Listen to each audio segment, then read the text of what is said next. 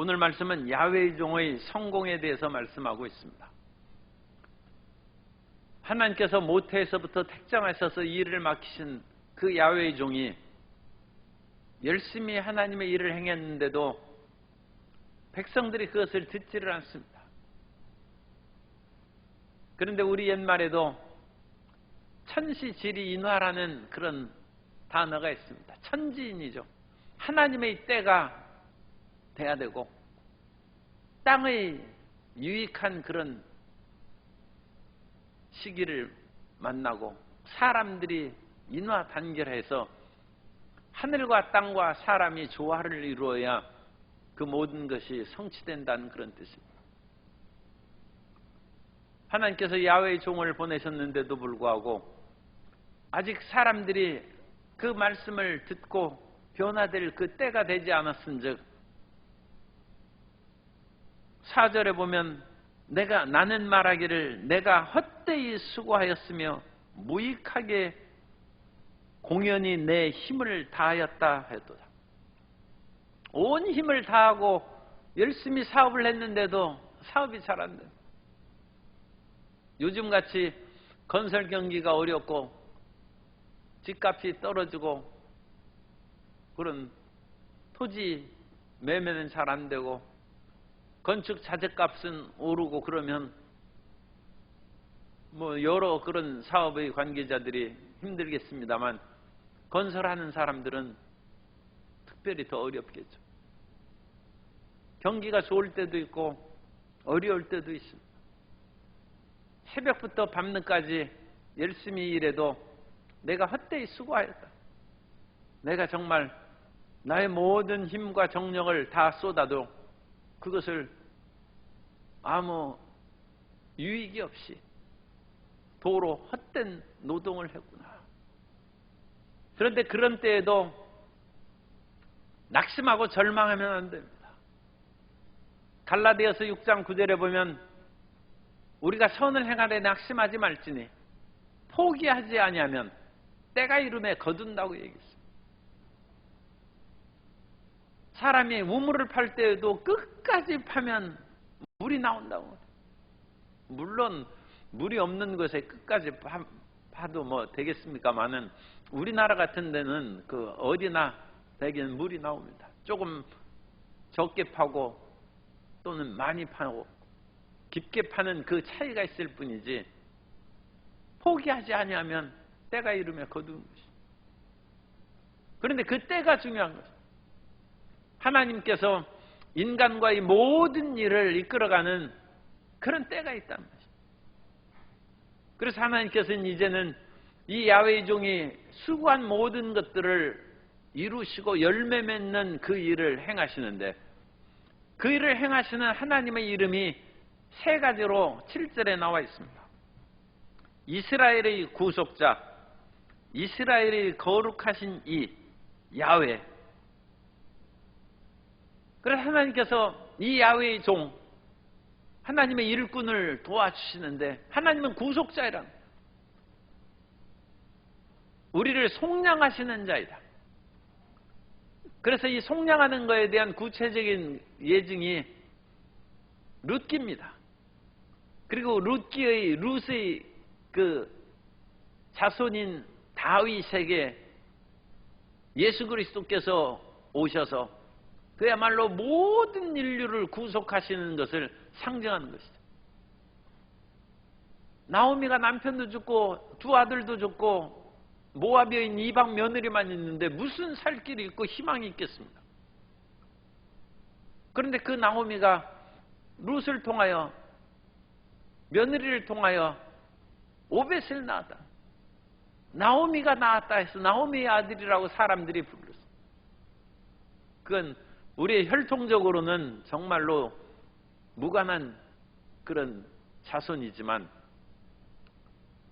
사랑으로 연결된 자손이고 믿음의 자손입니다. 그래서 나오미가 이 자기 며느리를 통하여 보아스를 만나고 그로 말미암아 기업물을 그 일이 이루어졌다. 잃었던 땅을 찾았고 사라져버린 자식의 자손이 생기고 오벳은 이새를 낳고 이새는 다윗 왕을 낳으니라. 이스라엘의 왕가가 출현한 것입니다. 그거 고엘입니다. 그것이 구속입니다. 구속. 고엘이라는 것은 히브리어고 구속자라는 뜻이에요. 구속. 하나님께서는 우리가 모든 것을 노력했는데도 불구하고 일이 되지도 않는 그런 처참한 상황에서도 우리를 구속하시는 구속자이십니다. 그리고 그 구속자는 이스라엘의 거룩하신 이라고 했어요. 이 거룩하다는 것은 분리되었다는 것, 코데시라는 것은 떨어져 있다는 뜻입니다. 우리는 이 세상의 죄악 가운데 살고 세상의 고통과 늪 가운데 빠져 있는데 하나님은 이 세상에 속하지 아니하고 죄악에 속하지 아니않습니다. 그러므로 죄악이 있는 우리의 늪에서 우리를 건져냈습니다. 늪에 있는 우리에게 밧줄을 던지사 우리를 이끌어내시는 거예요. 그래서 이스라엘의 거룩하신 이는 우리를 구원하실 수 있는 전능하신 하나님이십니다.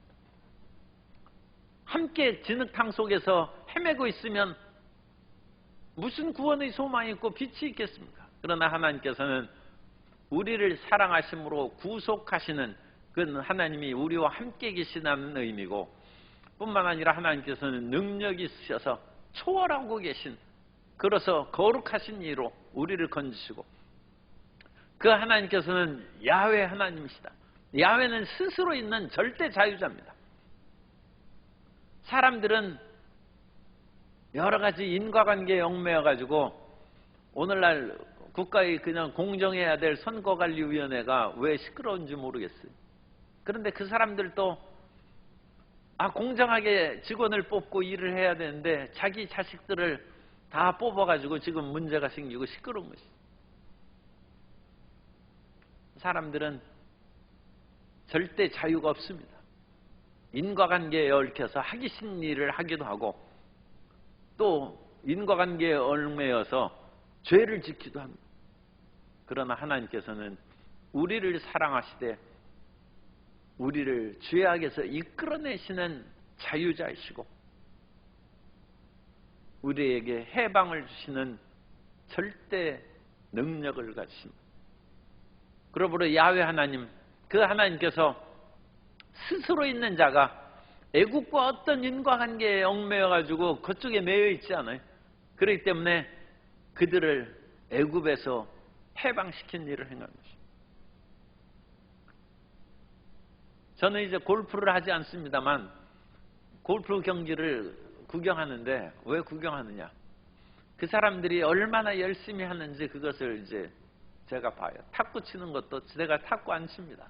그런데 탁구 치는 신유빈 선수가 하는 것을 보고 자꾸 옷을 이렇게 올려서 왜 옷을 올리느냐? 그냥 소대나시로 옷 여기 소매 없는 것 같이 그냥 입게 하면 그 정신 분산되지 않을 텐데 그런 생각도 하는데, 골프에 미국의 그 PGA 그런 골프가 있는데 사우디아라비아에서 더 엄청난 돈을 들여서 그 골프 클럽을 만드는,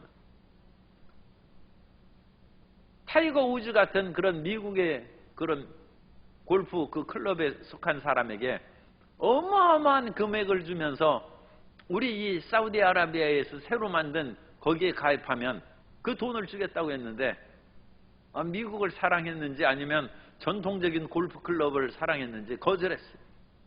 그런데 어떤 또 굉장히 잘하는 사람은 거기에서 어마어마한 금액을 받고 그쪽으로 갔어요. 그런데 이번에 미 국무장관이 사우디아라비아에 가면서 그 대립된 두 골프 그런 모임을 통합하는 그런 일을 행했다. 사람들이 그런 연관된 여러 가지 관계에 의해서 이 일들을 새로 만들어내고 그것을 통합하고 그럼으로써 자기 자신을 지키고 올바르게 살아간 사람들에게 실망과 낭패를 일으키죠. 그런데 하나님께서는 절대 자유자십니다. 그러므로 우리를 진실과 공의로 이끌어내시고 하나님의 세계로 인도하여 주실 줄 믿습니다. 그 구속자이며 거룩하신 이시고 야훼이신 그 삼중 이름을 가지고 삼중 하나님께서 삼중 고통에 빠진 인생들을 건지시는데 멸시받는 자, 사람에게 멸시를 당하는 자, 백성에게 미움을 받는 자. 여기서 백성이라는 것은 그냥 사람이라는 것보다는 여러 민족이라고 해석하는 것이 더 좋습니다. 그래서 사람들에게 멸시를 당하고 여러 민족에게서 미움을 받고, 관원이라는 것은 통치자입니다. 통치자들의 종이 된 그런 지배를 받는 그런 사람. 그래서 어디에서나 기댈 데가 없는 그런 사람입니다. 그런 삼중 고난에 처한 그런 사람들을 구속하시고 거룩하시고 절대 자유의 야훼 하나님께서 건지신다. 그러므로 우리는 하나님을 믿으면 어떠한 어려움에서도 건짐받고 승리하게 될 줄로 믿습니다. 그 신실하신 야훼께서 너를 택하였습니다. 따라서 하나님께서 예수님 안에서 나를 선택하셨습니다.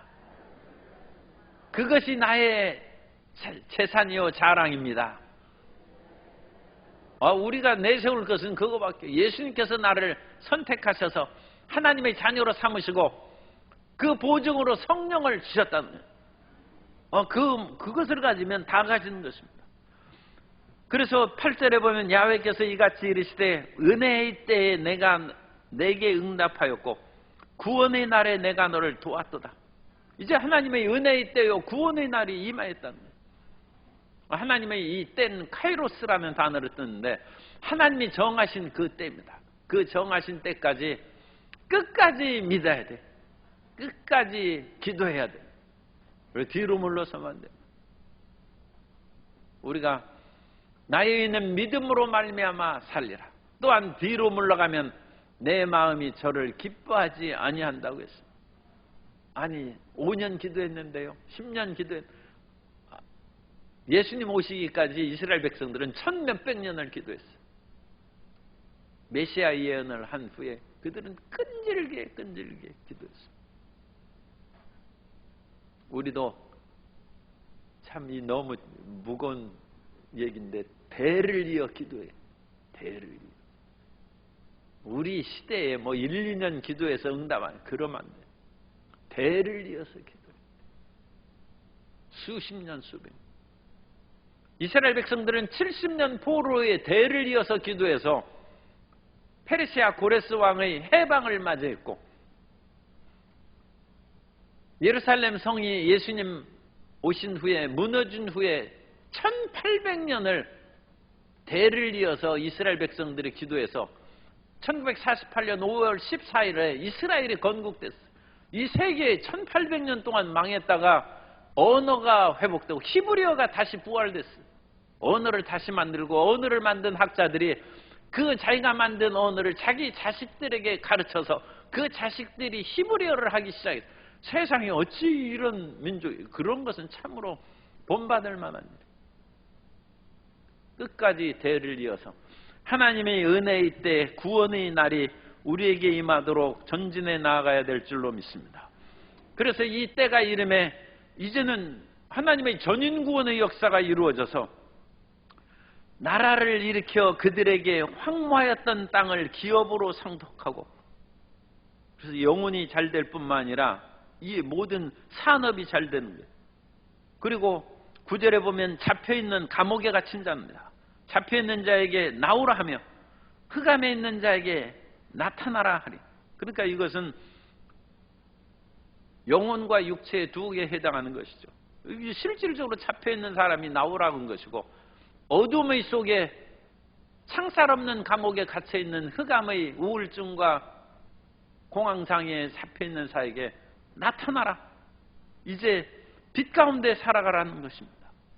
그러므로 그들이 길에서 먹겠고, 이것은 자유와 해방의 길에서 좋은 음식을 먹고 헐벗은 산에도 그들의 풀밭이 있을 것인즉, 이것은 야훼는 나의 목자시니 내게 부족함이 없어.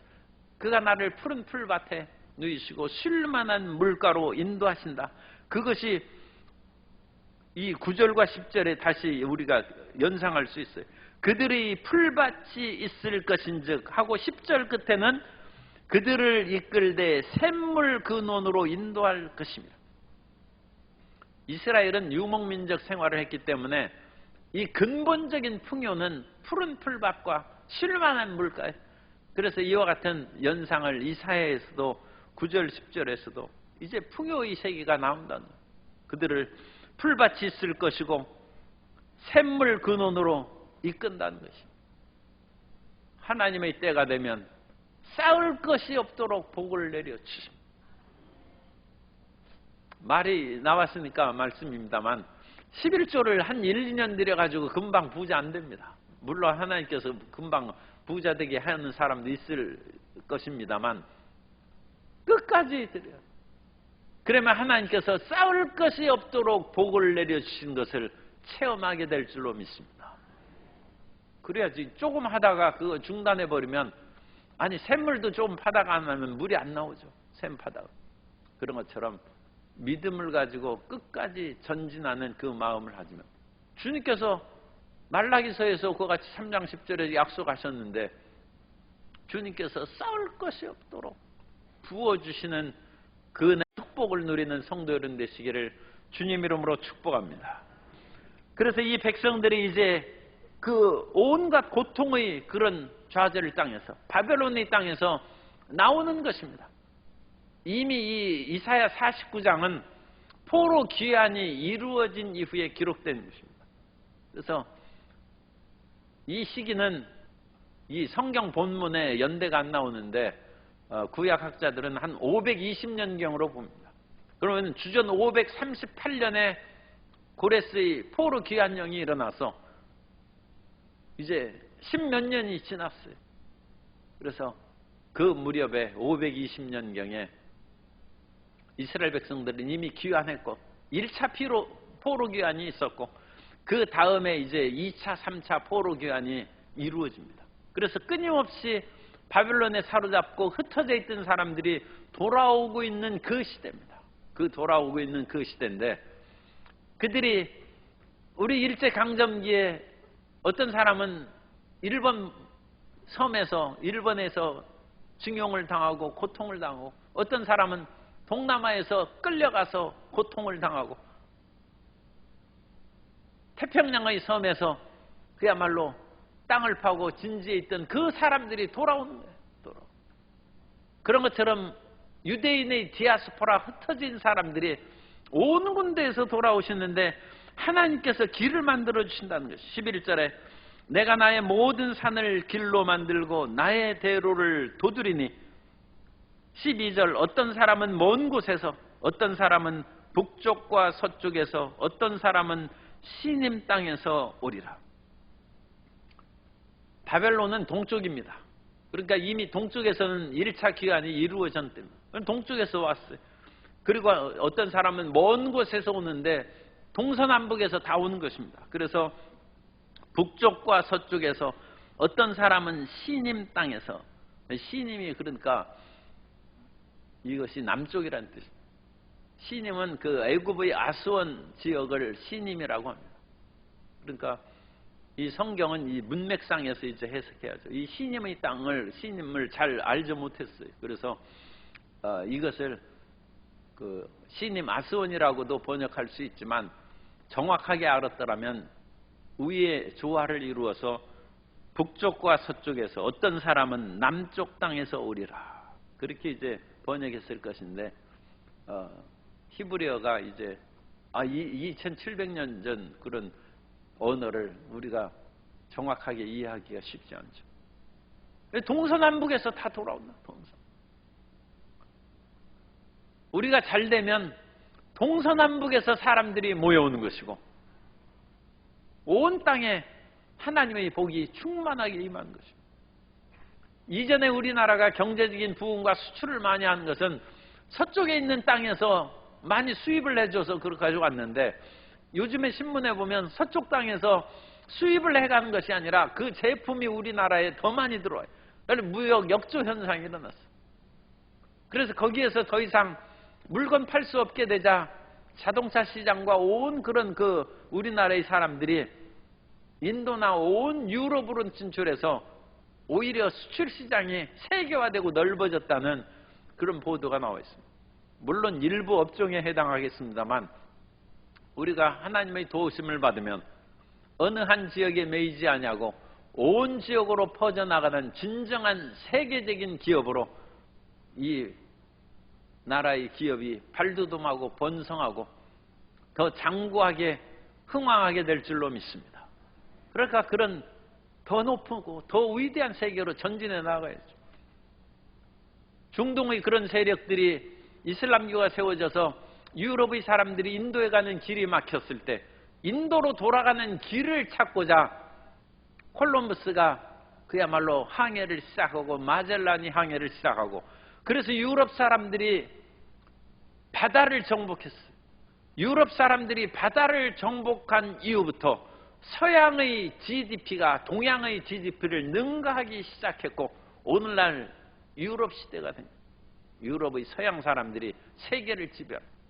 왜냐하면 동양으로 가는 길이 막혔기 때문에 그들의 수출의 길이 막혔을 때 그들은 바닷길을 열어서 오늘 21세기까지는 아직은 바닷길의 세상인 것 같습니다.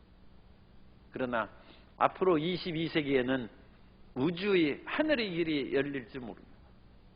새로운 세계로 우리가 나아가야 되는데 길은 하나님께서 만들어주신 것입니다. 어떤 사람도 낙심하지 아니하고 끈질기게 나아가야 됩니다. 그러므로 13절 하늘이여 노래하라 땅이여 기뻐하라. 하늘과 땅이 노래하고 기뻐하고 산천초목이 다 기뻐합니다. 우리가 성령 충만함을 받으면 나무도 노래하고 산도 노래하고 하늘도 이뻐요.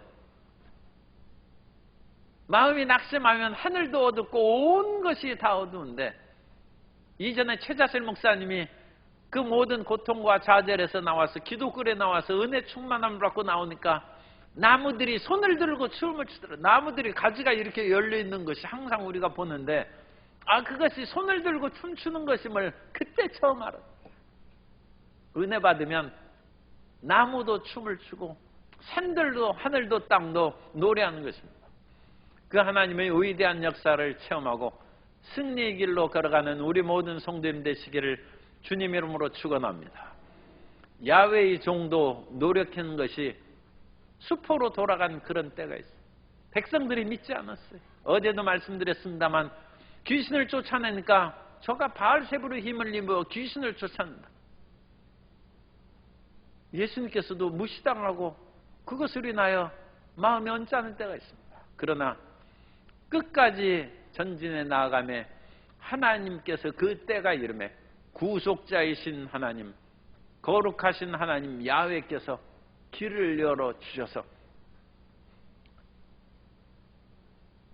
산업이 잘 되고 감옥에서 이끌어 나오고 모든 마음의 어둠에서 벗어나고 전인구원의 역사가 이루어지고 온 천하에서 동서남북에서 사람들이 몰려오는 번영과 기쁨의 역사가 이루어진다는 것입니다. 항상 그 위대한 꿈과 비전으로 전진하여 승리하고 우리 성도님들이 잘 되어서 이 지역사회를 빛내고 이 지역사회가 잘됨으로 말미암아 나라의 기쁨이 되고 희망이 되는 놀라운 역사를 이루게 되시기를 예수님 이름으로 축원합니다.